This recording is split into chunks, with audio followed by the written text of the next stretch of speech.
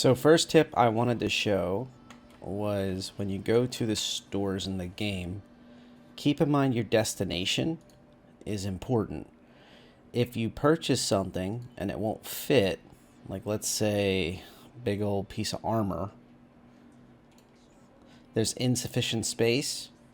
Basically what's happening is your destination, you're trying to shove it into your basically your chest or your leg gear and or a backpack if you're wearing one.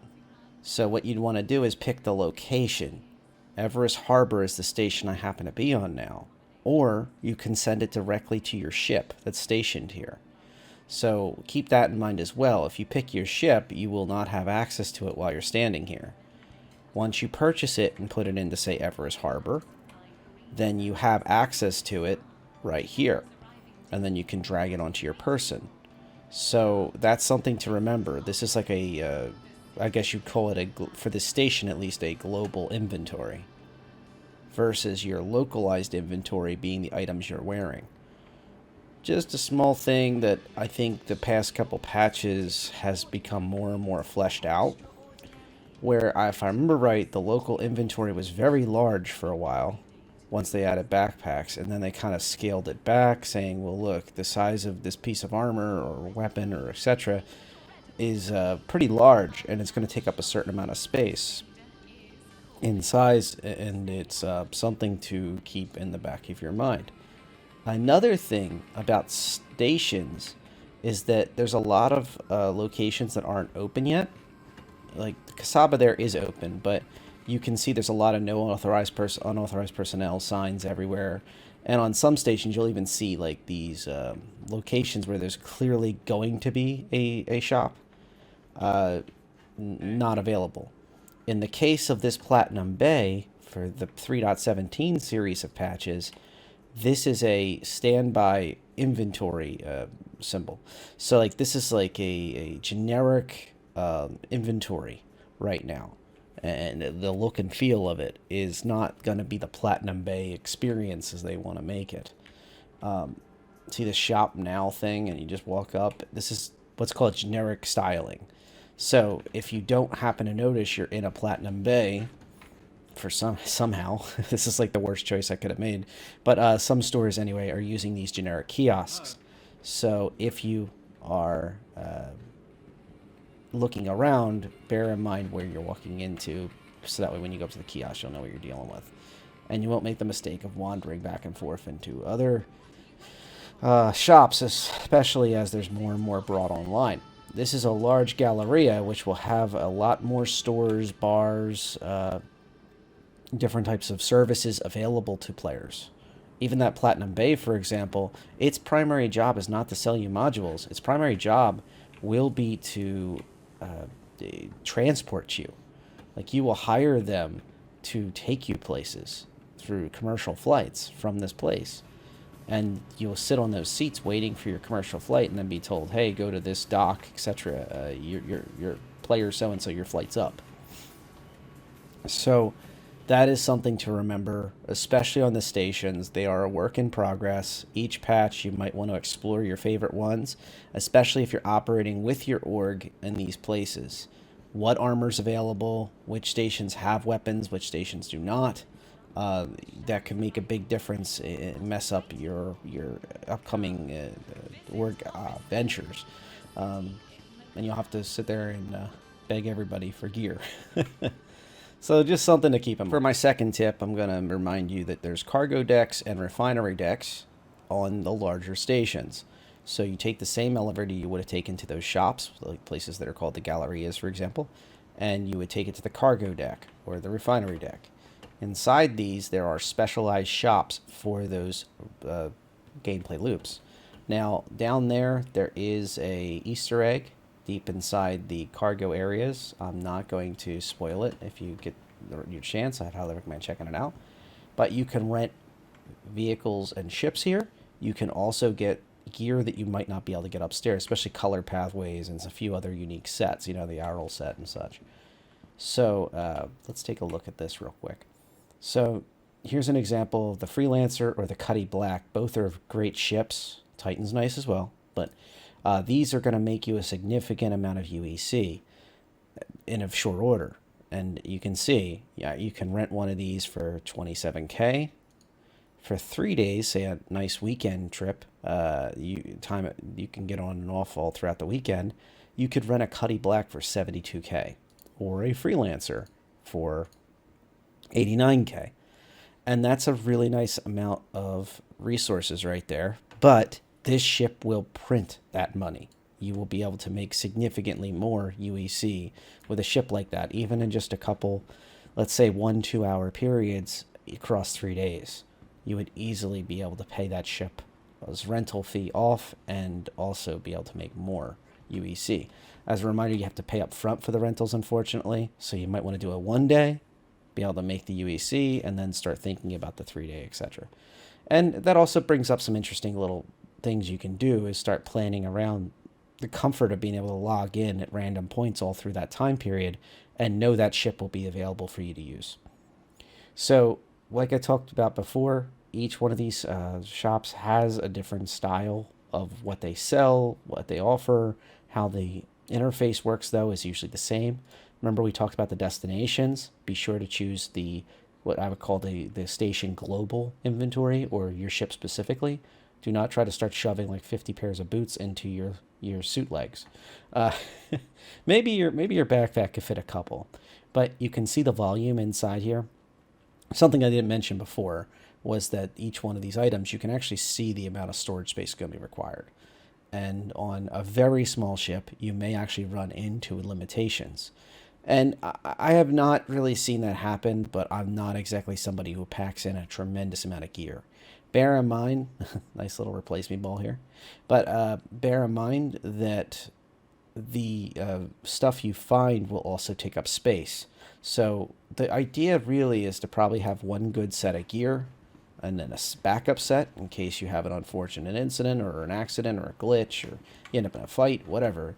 And then you have a backup set sitting inside your ship. And that's a pretty nice place to be, because that'll still give you tons of space for what you're mining, what you found, and keep you moving. And also, more importantly, stuff that you wouldn't have to go buy. So that's my second advice point, is just basically the cargo and the refinery decks. Don't forget about them. They're on the refinery deck. When you go in, it's past all the molten things. It's in the back, basically just below where you choose to do the refining operations. So another tip I have is about medical usage.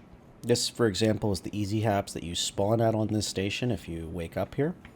But just nearby, and always on the same level, as far as I've seen so far, is the medical area. Now, if you need medical treatment, you can get it here. But more importantly, you can set this area as a spawn point. So let's find those dang terminals. So these regeneration terminals mean that you can change your current spawn point to the station. If you're going to do a lot of fleet ops with your organization, this is a very good idea. It costs you no UEC, and this is a tier 1 medical facility. It allows regeneration. It's not a problem. You'll literally wake up here. And honestly, I feel like this is a good option for a lot of players, even if you're just going to spend, your organ tends to come out for a few hours, is to just drop everybody off, get them medicaled up, and then go there. The last thing you want is to be in the middle of a good, fun play session. All of a sudden you die on a moon nearby, and you respawn back in Orison on the other side of the solar system. So that's something to keep in mind. This is especially important in the microtech pocket, where a lot of players may have ships that are not even big enough to go there on their own. And you're all of a sudden now your org is going to have to send a bigger ship or lend you one, etc. Maybe if somebody's nearby, they can log in and hand you it and log back out, whatever, to get you back. Or you can rent one with UEC like we showed, like that freelancer, for example, get around the system pretty well. But I would say, or the Cuddy Black. But I just wanted to say that that is something to keep in mind for most operations, and it's often forgot about. This is also the place where you can pick up med guns and some other tier gear, usually. So, yeah, great place to remember. Don't forget about the medical clinic and most importantly, the regeneration capabilities of that location. While this guide is geared towards, say, newer players learning how to operate on stations and in orgs and such, because that's where most orgs are going to operate out of, is stations at the moment. It's just a way to get everybody into the action quicker and form up and such. This is more of a general tip. I spent most of the video saying don't put things into your suit and backpack, etc. But one of the only things that's really worth putting in there, aside from extra ammo and medical supplies and such that don't fit on your chest rig, is to buy items like food. This food, at least at the moment, does not spoil, does not go bad. So you can pick up plenty of food and drinks and put them in. If you go through the More Info tab and just purchase it, it will go into your global inventory. Now you'll see a couple of them in there because I've been testing this. There you go. But more importantly, you can put them into your chest rig, because if they stay on Everest Harbor, the minute you leave this station, you will not be able to access them. But if they're sitting into your chest rig or anywhere else on your person, then you'll be able to fit them no problem. Now this just happens to be the burrito shop near where you can get your ship and get formed up, etc. So this is a good little step to be thinking about when you are getting ready to go. Now, same thing with drinks. You can get them through your personal inventory and then move them over by hand. The other option you have is you can quick buy these items. And you can see the price. It'll instantly charge you the 3 UEC for this item, which is absolutely nothing. And then you hold down F and then go to store. When you store this item, you will see that it went into your inventory. You do not get to pick where it goes. It just picks it. It's a logical system. So most likely, if my chest rig had enough space, it would have fit it there. But you can see it has not enough SCU. So it simply put it in the next available slot. So when you put this stuff in, you can logically, you can yourself do it. But if you quick buy and then do the store feature, it will randomly assign it place on your person. So if you take the leg armor off or the chest armor off, you'll lose those items, and you might want to double check and make sure what's in them first.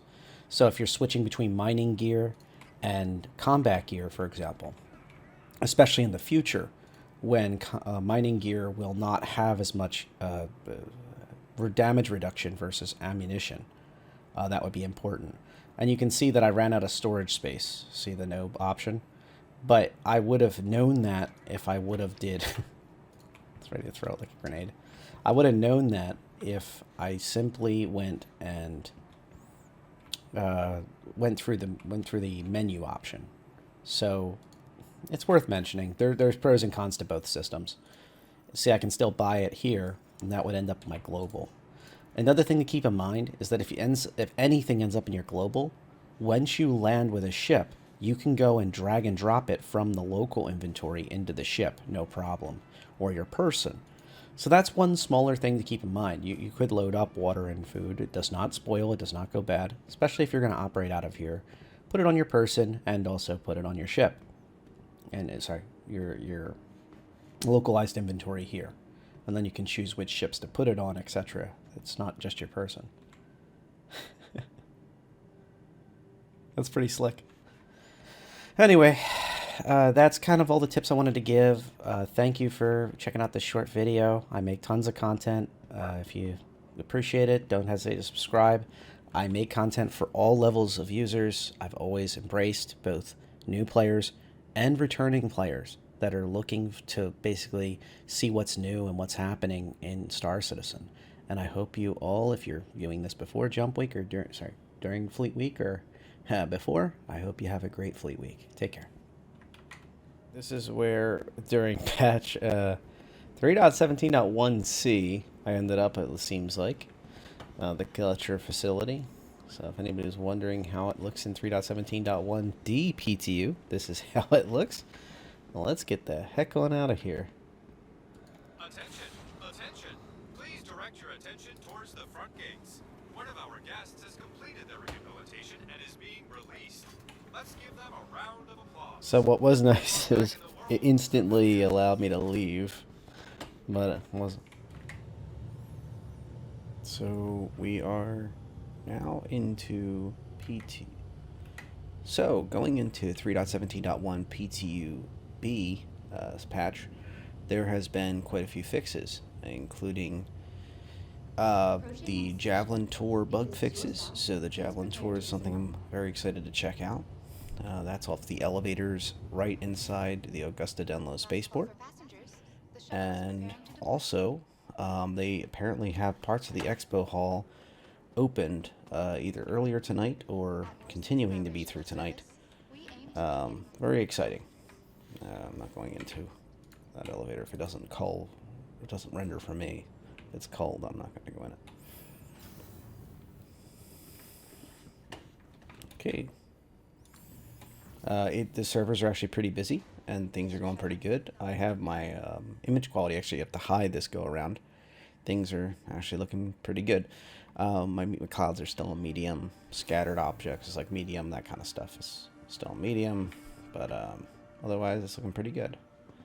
There's plenty of folks running around, having a good time. I'm seeing a lot more of these guards kind of have the same AI. They appear to have the same AI as the Lorville guards and such. Like before, there was not so many of them. I even saw them in the hotel lobby. Wait, like I shouldn't say the hotel. The facility lobby where you spawn in. Perhaps, which I find kind of interesting. He said some of these replacement balls are being fixed on the ships. It's a new video there, if I'm not mistaken. Well, it could be an older. That's the original video. Like welcome to Horizon, but it is. I haven't seen it running there at least in a while. I don't remember it. Just for the heck of it, before I go check out the fence counter, attempt to. I had some luck before. I think it was like the trigger point was on the left side here, where the screen would gray out, like as if it was the NPC was attempting to talk to me, like asking me what if I was part of the club, I'm guessing, or whatever. Even if they had the NPC say something like, "We're undergoing renovations. Please check back later. Sorry for the inconvenience," or something, that would make a lot of sense. But yeah, didn't no luck this patch. I thought that was pretty promising that it kept triggering on that left side, the left arm. Well, NPC's right arm technically, but left arm facing.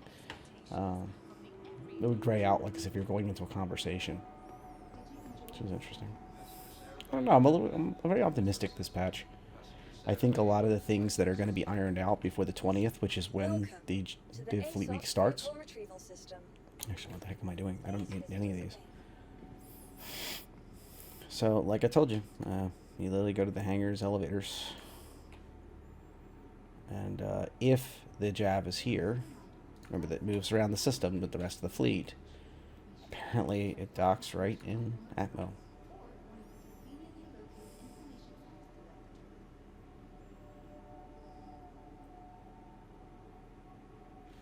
Elevator location 20.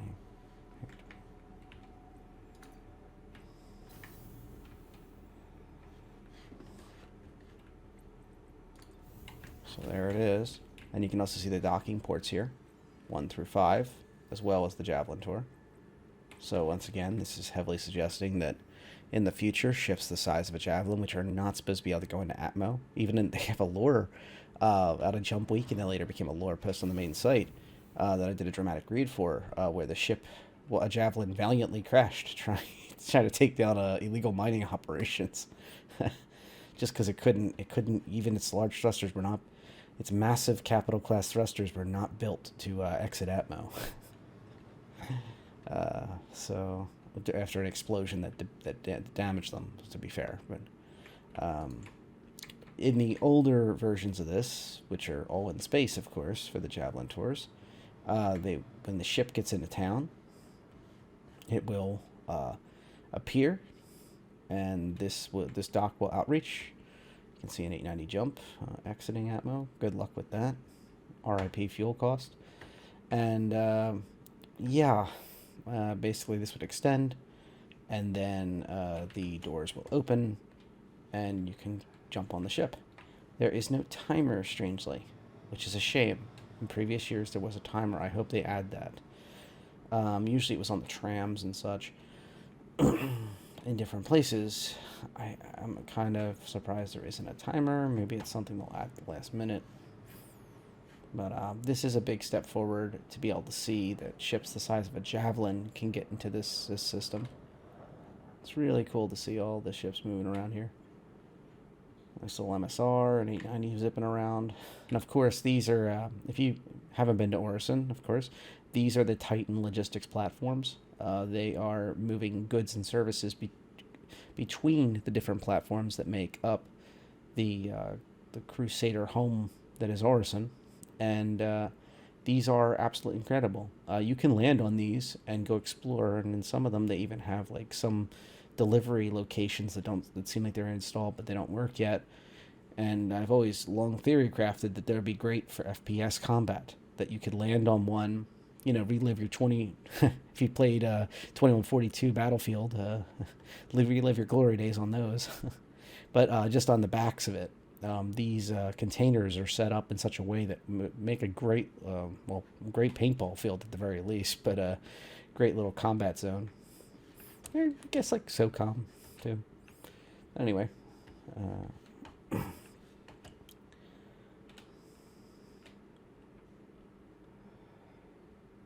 long story made short, I have no idea when Jav is coming back. It could be 2 other locations. Could be landing right now for all I know. One of the things about this observation deck is it's built well for observing one direction. It's not built well for picturing a Jav coming into Atmo. It's a little different than in space. This obviously the deck is not really meant for this. It's meant to like look out and admire the large ship and go, ooh, see what's going on with it. Especially if it's your ship, you want to keep an eye on who's delivering goods to it and such. You can hang out here. So I'm going to attempt to go into the Drake Defense Con showroom floor. I haven't tried the elevators yet. I'm kind of trying to embrace the adventure during these videos. As a reminder, these replace me balls will not be here during the live actual event. That's why the PTU is here, to test. If you find these that are egregious or they seem like they're new ones compared to the previous patches, don't forget to go into the issue council and file an issue report with that type of problem. Take a screenshot with your additional information. Okay, so Augusta Dunlow. There's our answer. Defense Con is still closed. However, they keep talking about the showroom floor as the testing. Fleet Week's event testing for showroom floor. So technically Defense Con is a separate event, separate area. So my next stop will be the shuttle that will take me to the actual Fleet Week pavilions. A platform that has a pavilion on it, I guess technically. That was a neat little animation.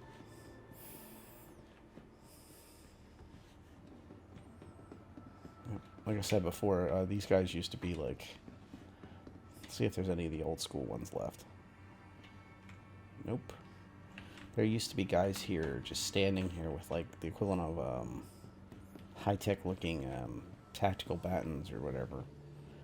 Very low-key security. These guys are quite an upgrade over what they had previously running around this facility.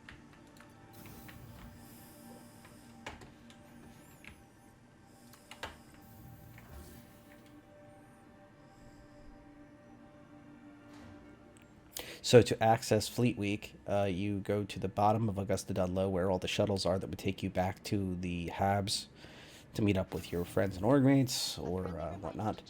And also we'll get you to Providence. So Providence is right there. That's where they do the construction and Cousin Crow's Customs and such to check out are. And there is Cloudview Center. That's the Habs.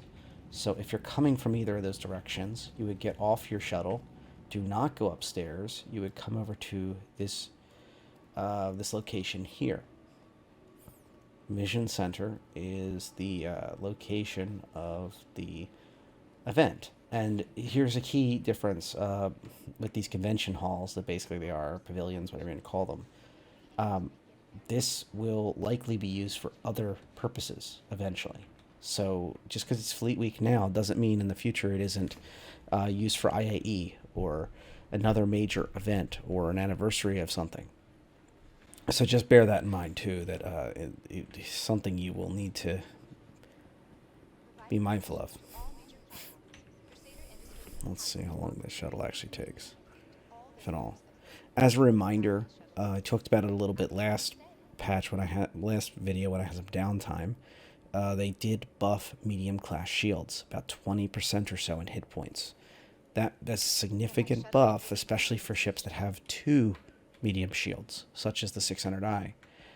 So just keep that in the back of your head. Also, from what I'm hearing, based on the patch notes, directly from the patch notes, the Scorpius is not being nerfed on its current flight model. But it does have a fuel use balance pass that was conducted to try to bring it in line with the other types of ships for fuel consumption. But I and many other people believe that they will fiddle with the Scorpius's maneuverability probably in the next patch. So just bear that in the back of your mind. It was never meant to be an extremely maneuverable ship. It's meant to rely on its very, very nice turret with its, well, hypermobile turret, that can switch from the top of the ship to the bottom. And that's a very powerful tool. So they need to balance it somehow. So just keep that in the back of your mind. One of the other cool things is that they fixed in this patch that Scorpius can change its turret guns. So you're not locked into some type of bespoke turret. That was a concern for many players that were considering the Scorpius. It's an expensive asset, and not being able to customize it for the range of weapon system you like, type of damage you like, whether it uses different types of ammunition consumption or energy usage. They're all major things to consider, and it certainly adds a lot more versatility to a ship, especially with a 2-seater ship like that. It requires 2 players to really make it work right.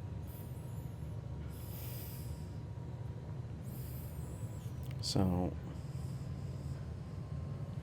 yeah, for those keeping track since the beginning of this video, I have not been able to get on the Javelin Tour. I really do want to go there, but I am heading over to Jump Week, and I think that'll be pretty good. I covered the FPS platform in the last video. I'm going to have that linked at the end, but just bear in mind that that video is it's pretty accurate still. I took a peek over there. I need to go back over and thoroughly run upstairs, go up on the roof, etc., and see if I can spot anything completely different. But it's still just an FPS wasteland without any missions just yet. I didn't see anything in the mission tracker for it, but that's fine. It's in testing. It's something that may not be running the same time as the Fleet Week. I guess we'll see. And as a reminder, Fleet Week is a free fly, so you will be able to bring in friends. They do not have to buy the game or anything to be able to play, and they can come over here just like anyone else.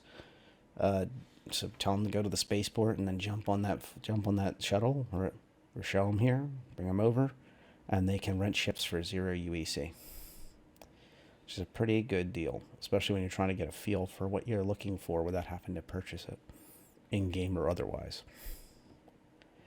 And also, one other reminder for long-term players that haven't been in the game for a while, you can transfer UEC between players. So you in effect, somebody could just buy the game itself, nothing else. Maybe a starter ship or something like that that catches their eye, and then you can give them the UEC to be able to pick up a ship that can really turn some credits. Just bear that in the back of your mind too. I think as we get further along, orgs will be able to take advantage of that to get their folks up and running. This looks about the same as yesterday. I'm not surprised by that. It's the same theme as previous years. Let me guess, lab gowns. Yep. Just a reminder, I'm on the PTUB patch.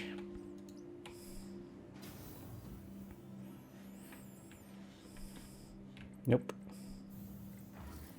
So despite it saying they wanted us to test the locations, there is no things available. I'm just gonna check maybe one or two more elevators to make sure that isn't a fluke. So neither Defense Con or the actual showroom floors of any kind were available. I guess if there was testing done, it was done earlier tonight on the PTO. Okay. Well, that's fine. It's not a wash. Let me see if I can get my hands on that Javelin tour. I'd like to see how different it is from last year. And I think it's a big step forward each year because I like to see the little nuances that Crew A8i. I like to see the fleshing out of weapon systems, and also it gives you kind of an idea of what like some of the Squadron 42 content will kind of feel like when you're walking around these large ships between your missions flying out to get things done. Let's see. All right.